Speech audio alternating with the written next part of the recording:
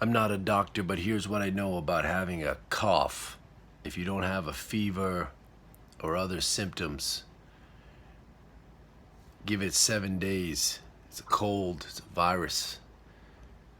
Either you wait 7 days or you take medicine and it lasts a week. Either way, it's got to run its course.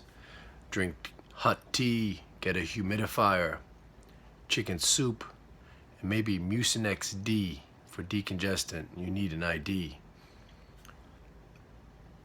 And if you're feeling sore, take some Tylenol. But prop yourself up at night, because when you lean back, the drip makes you cough when it hits your lungs. But if you prop up, it happens less. That's what I got for now.